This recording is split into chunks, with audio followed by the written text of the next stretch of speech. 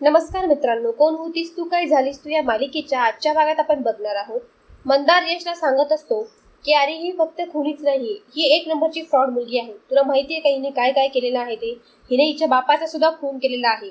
या मुलीवर विश्वास ठेवू नकोस. आणि हिने माझ्यावर हल्लाही केला होता अख्ख्या गावासमोर. अख्खा गाव या गोष्टीचा पुरावा आहे की ही मुलगी किती एक नंबरची फ्रॉड आहे ते. या मुलीवर अजिबात विश्वास ठेवू नकोस. ही मुलगी तुला माहिती नाहीये किती लालची आहे ते.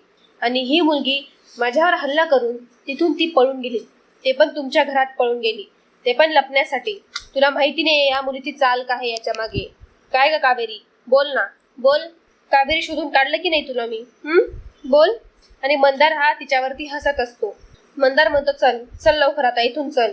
यशला हे सगळं ऐकून खूप मोठा धक्का बसून गेलेला असतो. यश एकदम निशब्द होऊन गेलेला असतो. त्याला काहीच कळत नसतं की आता ह्या प्रकारावर काय बोलायचं ते. कावेरी खूप घाबरलेली असते. कावेरीला काहीच करायचं ते समजत नसतं. मंदार म्हणतो आज सापडली आहेस तू मला.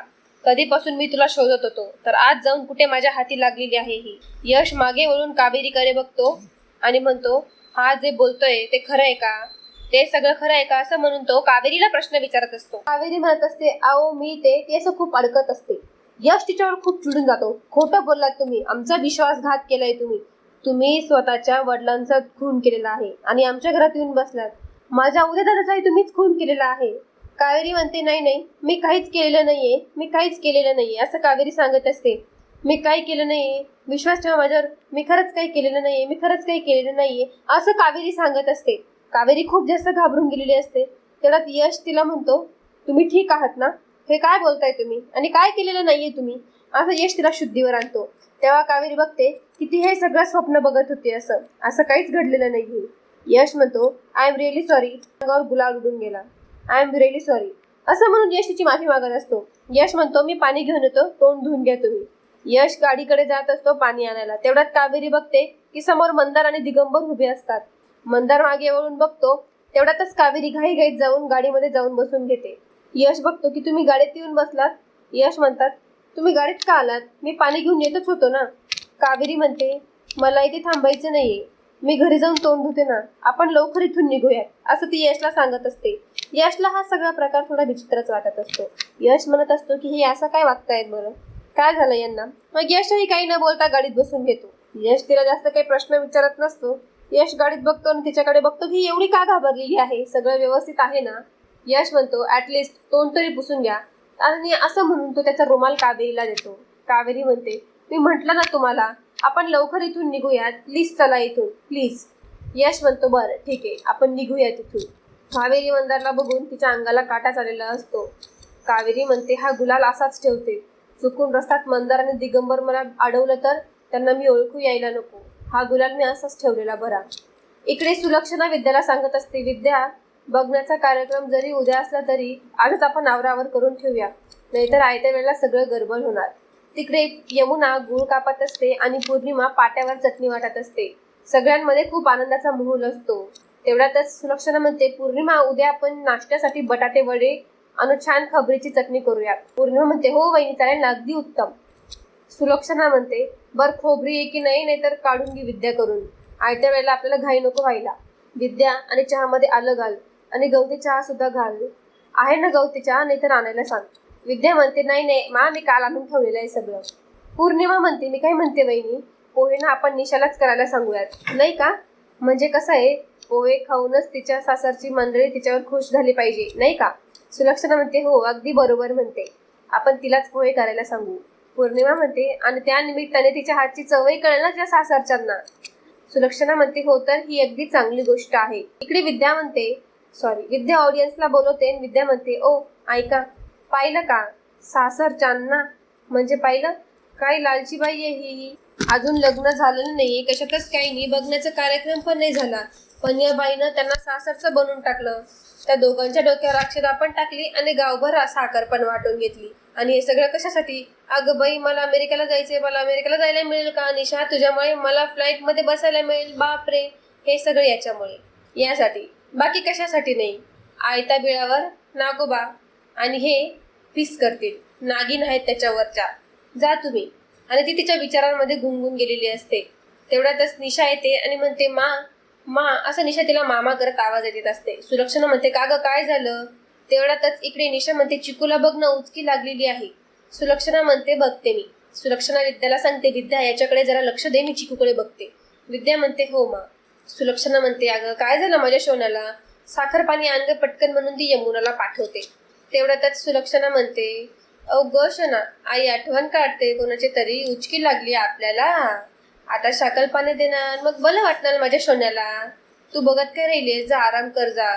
तेवढ्यातच पौर्णिमा म्हणते, अहो वहिनी, तिला आराम कुठे करायला सांगतायत, ती पार्लरवाली येणार आहे ना आता. ए निशा, जा तू तयारीला लाग जा. आणि निशाला काढत असतात. विद्याला काय हे पटत नसतं. निशा म्हणते, आई अगं फक्त वर्गाचाच कार्यक्रम आहे ना, त्यासाठी एवढं सगळं करायची काय गरज आहे बरं, म्हणजे विद्या वहिनी आहे ना, ती करेल ना मला तयार. तेवढ्यातच विद्या म्हणते, हो आहे मी. तेवढ्यातच पौर्णिमा म्हणते, तू गप्प बस ग, तुला काय कळतं याच्यातलं, तुला याच्यातलं काही समजत नाही ना, तू गप्प बस, तुझं तोंड नको जास्त शांतपणा करू. अगं तुला कळतंय का, तुला बघता क्षणी तुझ्या सासरच्या मंडळीने तुला पसंत केली पाहिजे, इतकं सुंदर दिसायचंय तुला. हे बघ, मी सांगेल तसंच करायचंय तुला सगळं, तू जा आधी आणि जा बरं. सुलक्षणाला सांगत असते निशा, मला हे सगळं नाही करायचंय. सुलक्षणा म्हणते, जा बाळा, जाऊ दे, तुझं लग्न जुळावं म्हणून खूप प्रयत्न करते ना ती, मग मनापासून प्रयत्न करते ती, मग तू पण ऐक ना, हो दे तिच्या मनासारखं थोडंफार, काय होतं, जा तयारी कर जा. आणि निशाला समजावून निशाला ती तिथून काढून देते. इकडे यश आणि कावेरी त्यांच्या घरी आलेले असतात. यश म्हणतो, चावी तुमच्याकडे नसेलच ना, असं तो कावेरीला म्हणत असतो. कावेरी मागे वळून यशकडे बघते आणि तिला प्रश्न पडतो की हा याला सगळं कसं काय माहिती. यश म्हणतो, अहो तसं नाही, आय मीन चावी आहे का तुमच्याकडे असं मी विचारतोय तुम्हाला. कावेरी तिकडे जाते आणि ती जिथे नेहमीप्रमाणे चावी ठेवत असते त्या जागी ती चावी बघायला जात असते. तिला खूप टेन्शन आलेलं असतं, तिथे चावी आहे का नाही ती विचार करत असते. ती तिथे कुंडी असं उचकवते, तेवढ्यातच तिथे खाली चावी असते. तिला चावी मिळून गेलेली असते, पण तिची हिंमतच होत नसते की घरात मी कसं जायचं. तिला खूप जास्त टेन्शन आलेलं असतं. कावेरी म्हणते, मी आता ह्या घरात पुन्हा कसं जायचं. आणि कावेरी यशकडे येऊन ती चावी दाखवते, ही बघा ही चावी आहे. ही म्हणते, ही बघा ह्या घराची चावी. यश ती चावीला बघतो आणि त्या चावीकडे बघतच राहतो. त्याला वाटतं की हिला चावी मिळणार नाही, ही खोटं बोलून आपल्याला इथे घेऊन आलेली आहे, पण मग आता हिच्याकडे ही चावी कशी आली असा यश विचार करत असतो. कावेरी काही न बोलता ती चावी घेते आणि तिला बाकीच्या सगळ्या जुन्या गोष्टी आठवत असतात. कावेरी चावीने दरवाजा उघडत असते. कावेरी खूप भावूक झालेली असते, तिला जुन्या सगळ्या गोष्टी आठवत असतात. तेवढ्यातच इकडे यश म्हणतो, गावाची माहिती इंटरनेटवरून पण कळू शकते, पण घराची चावी कुठे असते, इतकी खाजगी गोष्ट ह्या मुलीला कशी माहिती, हे तर फक्त उद्या दादाला बहिणीलाच माहिती व्हायला हवी. कावेरी घराचं कुलूप उघडते आणि तिला खूप वाईट वाटत असतं की ती आता घरात कशी जाईल. तिचं सगळं संपून गेलेलं असतं. ती तिकडे परत पुन्हा कधी येते का नाही येते माहिती नसतं, पण ती इथे आलेली असते. यश म्हणतो, माझा फोन गाडीतच राहिलेला आहे, मी माझा फोन घेऊन येतो, तुम्ही आज जा, असं म्हणून तो कावेरीला आज जायला सांगत असतो.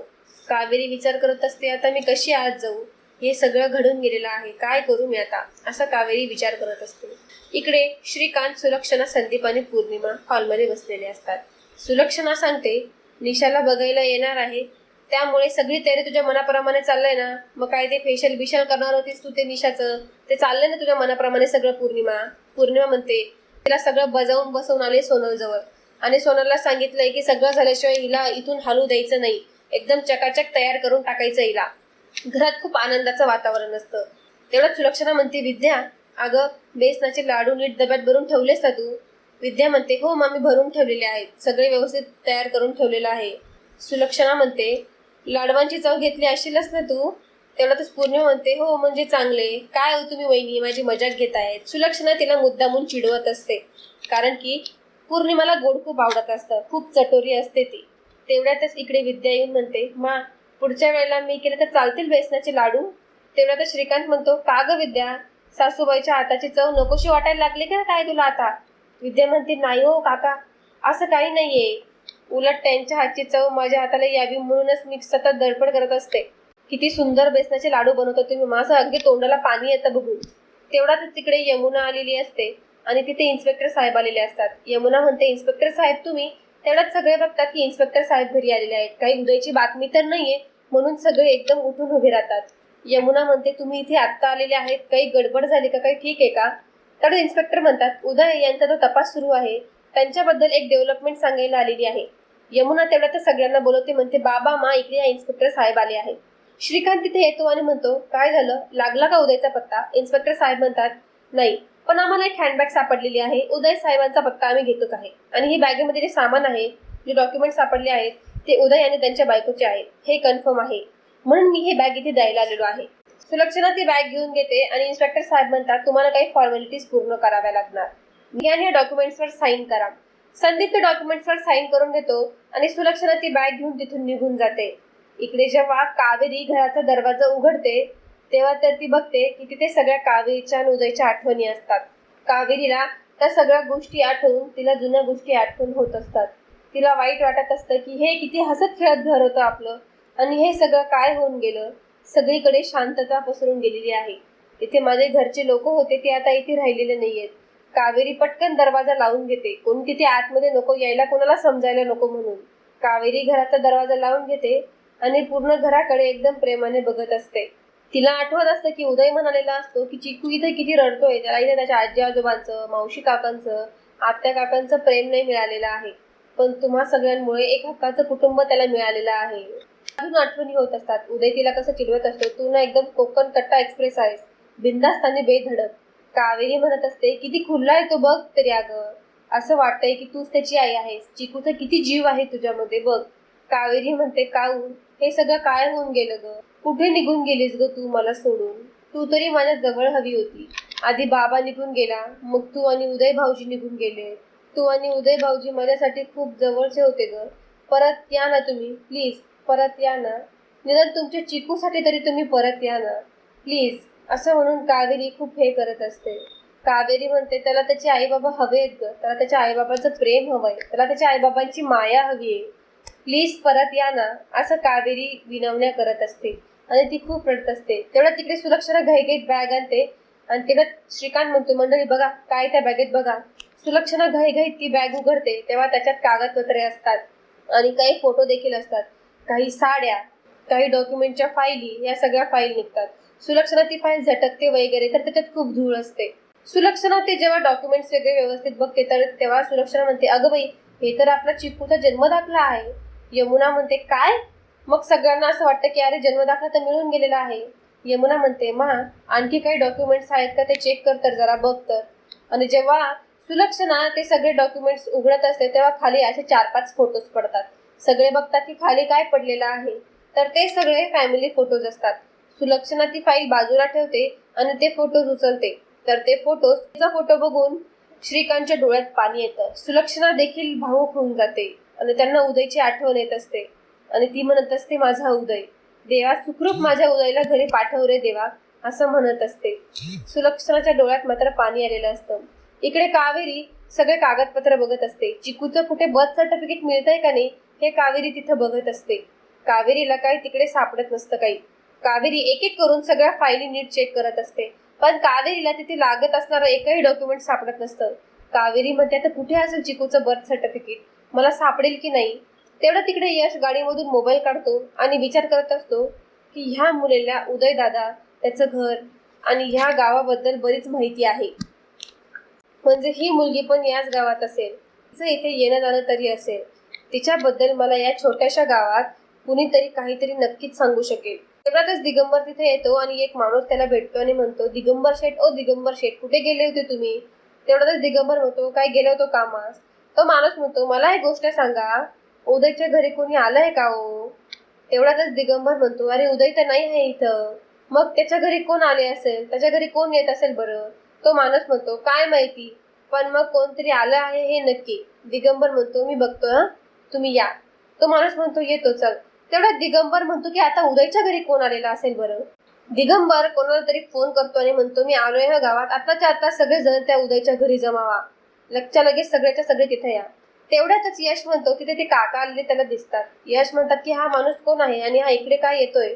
यश परत त्या काकाकडे जातो आणि म्हणतो, काका ऐका ना. काका तुम्ही याच गावात राहतात का? ते काका म्हणतात, हो मी इथेच राहतो, गेले 40 वर्षापासून मी इथेच राहतोय. उदय म्हणतो, ग्रेट, ही तर खूप चांगली बातमी आहे. मला तुमची जरा मदत हवी होती, तुम्ही मला मदत करू शकणार का? तेव्हा यश त्याला कावेरीचा फोटो दाखवतो आणि त्याला सांगतो, तुम्ही यांना ओळखतात का? तेवढ्यातच तो माणूस म्हणत असतो ही तर कावेरी आणि चिकू आहे. तेवढ्यात सुलक्षणाच्या हातातही इकडे एक फोटो लागलेला असतो. त्या फोटोमध्ये उदय, काऊ, कावेरी आणि चिकू असतात. सुलक्षणा त्या फोटोकडे बघते तर तिला धक्काच लागतो. ती विचार करत असते की ह्या फोटोमध्ये ही दुसरी बाई कोण आहे ते. सुलक्षणाला काय ते आवडलेलं नसतं. त्यांचा फॅमिली फोटो बघून सुलक्षणाला मात्र फार राग येत असतो.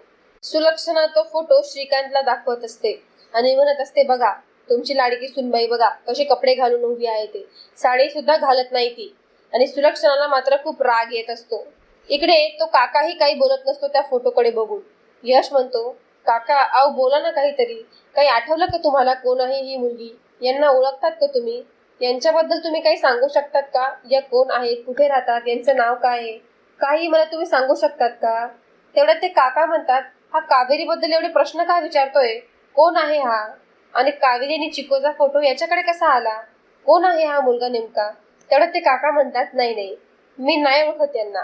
यश म्हणतो अहो एकदा नीट बघा ना तुम्ही ओळखत असाल तर. या कदाचित याच गावात राहायच्या. तेव्हा ते काका म्हणतात काय चेष्टा करताय माझी?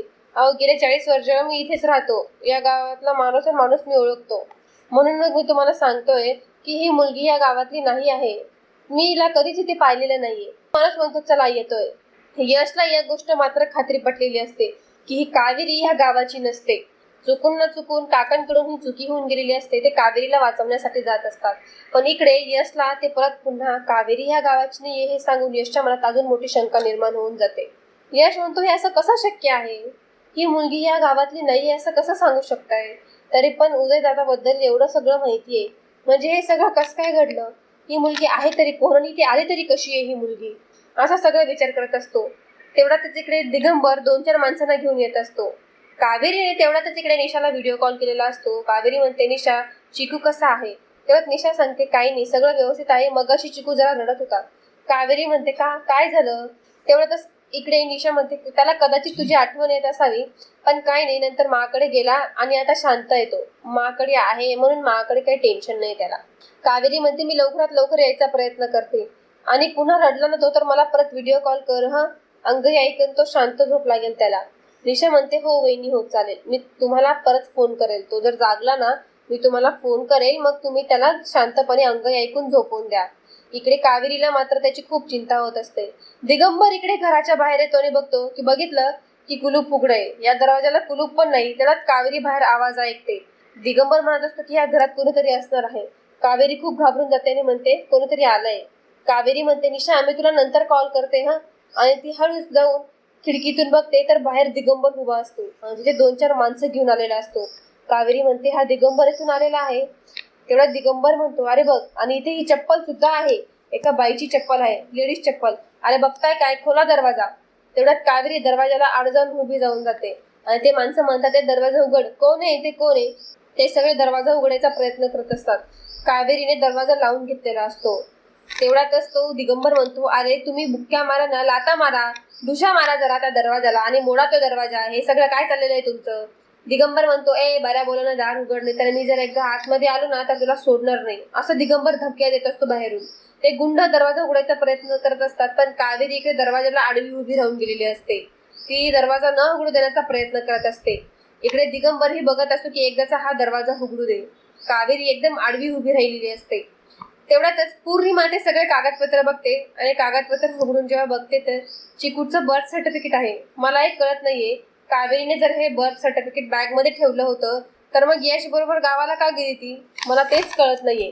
मग तिने सांगून द्यायचं ना बर्थ सर्टिफिकेट बॅगेत होतं ते. मला समजत नाहीये काय चाललंय हे. यमुना म्हणते मा तो फोटो दाखव मला जरा. आणि यमुना त्यांचा तो फॅमिली फोटो बघत असते. यमुना जेव्हा तो फॅमिली फोटो बघते तर ती विचार करत असते की ह्या फोटोमध्ये ही दुसरी मुलगी कोण आहे? दादा आणि कावेरी बरोबर ही तिसरी मुलगी नेमकी कोण आहे? ही ती सगळ्यांना प्रश्न विचारत असते. सगळ्यांना हाच प्रश्न पडलेला असतो की ही तिसरी मुलगी नेमकी कोण आहे? कावेरी म्हणते मा नीट बघ. असं वाटत नाहीये का की हीच मुलगी दादाची बायको असेल असं तुला वाटत नाहीये का? सुलक्षणा त्या फोटोकडे बघून सुलक्षणालाही वाटत असतं की ही मुलगी उदयची बायको नाहीये. यमुना यशला फोन कर आणि त्याला म्हणावं बस झाली तुझी जन्म दाखला मोहीम. ताबडतोब त्या मुलीला घेऊन इकडे ये. यमुना म्हणते हो मी लगेच त्याला फोन करते आणि यशला पटकन घरी बोलवते. सुलक्षणाच्या मनात काय चाललेलं असतं काय माहिती. जेव्हा ते दोघंही गुंड दरवाजा तोडतात तेव्हा कावेरी ही पडद्याच्या आड लपून गेलेली असते. दिगंबर म्हणतो कुठे गेली ती मुलगी शोधा तिला. कावेरी दरवाजाच्या आत लपलेली असते.